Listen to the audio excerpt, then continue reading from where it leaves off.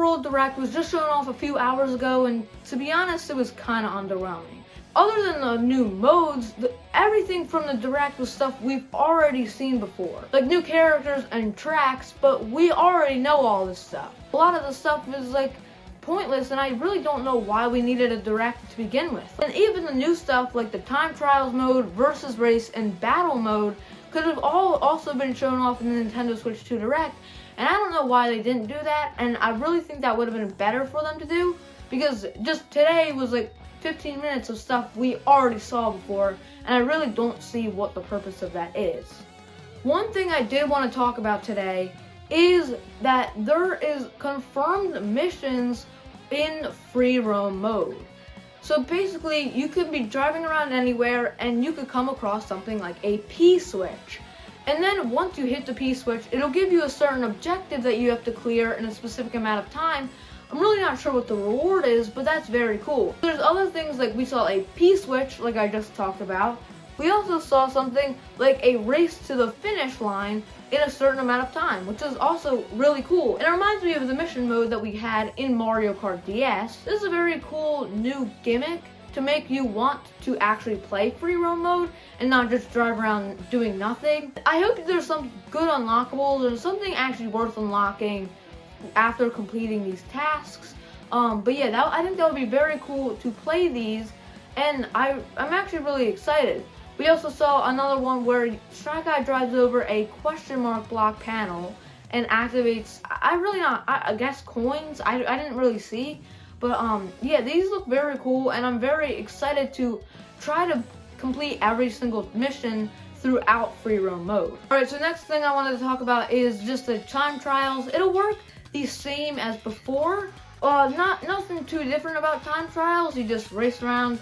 You can race other people online against their ghosts and times that they've created on that certain track, which I guess is pretty cool. We also got versus mode, obviously. I mean, you can't have a no versus mode for a Mario Kart game. So basically, you can have now 4 different teams now instead of the 2 teams you could have in Mario Kart 8 Deluxe, which is very, very cool. You can change it to 2 teams, or 3 teams, or even 4 teams, depending on just how many you want. But yeah, that's very cool, because even if you do have 3 players playing, you could do a 1v1v1, which is very cool. The next mode we got in the Direct is a battle mode. Now, this battle mode looks very interesting. We have a new battle mode track actually shown off, which is Big Donut, which actually looks a lot bigger than it did in Mario Kart 7, so maybe it could be called Bigger Donut. Alright, that was kind of stupid. I think this is very cool, and I really can't wait to see what other battle tracks we see. One more thing. Very, very weird feature is a rewind feature. So basically, in the trailer, it shows Baby Mario trying to get to a ledge, but he misses it. So you use this feature called the rewind feature to basically go back in time to where you failed and redo that section again so that you can get onto specific ledges or anything you may have missed. But the thing is, although you rewind, the other racers in the game don't rewind. So if you're in 2nd place and rewind, you could go back to like 16th place just because you wanted to rewind. Which begs the question, why would anybody want to use that? Like, it sounds so pointless. What is the point of rewinding when other people still are driving? You're just basically setting yourself up for failure. I don't get it. Another thing we saw is that you can unlock Rainbow Road after completing every single Grand Prix race, which is pretty much the same as like other unlocking other cups. But I don't know if it's like Rainbow Road's like the last track of the game and it's like there's some challenge on it, or I really don't know why it would only be 1 track, but I'd have to see when the game comes out. But I'm actually kind of excited to see what this new Rainbow Road is going to be. But yeah, and I also think that's a very cool feature to make you actually have to unlock it like the other games. One thing I really wanted to say is just how good the music remixing is in the trailer. Oh my gosh, it is so good. The music sounds insane. Like, they have great remixes in there, and especially ones from, like, I think I heard like Bob on Battlefield in there somewhere. So that would be very cool to hear that track actually playing in the game. But yeah, these remixes sound super great, and I just really wanted to bring that up. I wanted to talk about some of the items that we just got more information on. So I directly predicted the coin shell. Like, I was not even like off on this one. I completely predicted this one. If you saw my predicting item videos for Mario Kart 9, I think it was like items we need for Mario Kart 9. I said that we would get an item called the golden shell. As it would roll, it would leave behind a trail of coins. And that is exactly what the item does in the game. So I basically just predicted that one like totally correct, which is very cool. So we also got the feather item returning. I'm really surprised to see this one back, because it's very like useless in the Mario Kart games. This one I feel like it could do more things in, like, I'm not sure, since you can do like multiple tricks, I think it'll like work out better than it did in Mario Kart 8 Deluxe.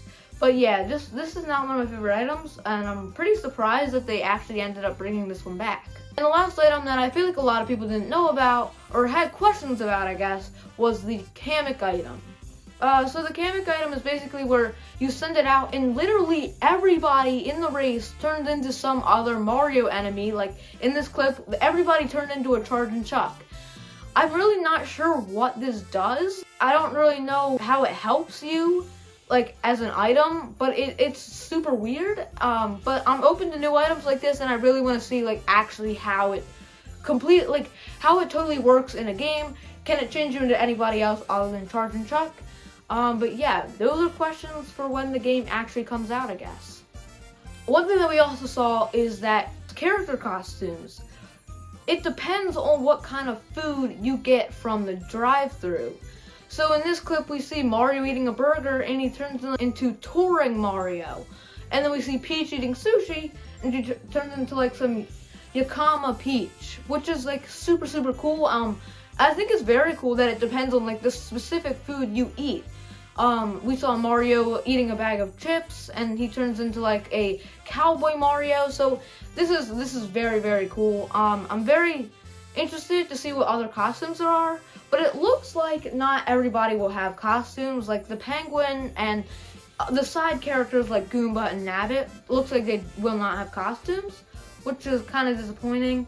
But yeah, I do really like the idea of the costumes. We got a new mechanic, I guess you could say. It's called the charge jump, and if you hold down the R button when driving straight, you can do a trick into the air. That is like very cool, and I guess this will really help out to make sure that those straightaways aren't as boring, which is very good, I guess. So this will make it just so that it's not as boring. But yeah, I do really like this mechanic, and I think this is like very, very cool. Since we're not seeing like anti-gravity anymore, we got a bunch of new stuff that's better and like can replace that. And the last thing I wanted to say today is probably like the menu. It looks exactly like Mario Kart 8.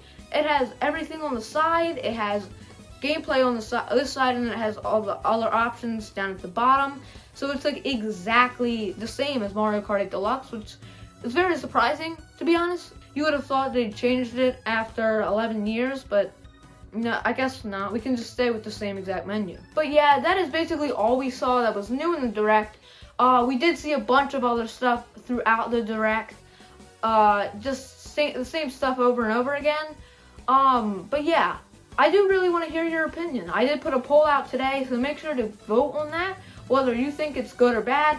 But yeah, make sure to like and subscribe as well. I'm trying to reach 1,000 subscribers by the end of the year. Thank you guys so much for all the support, and I will see you in the next one. Peace.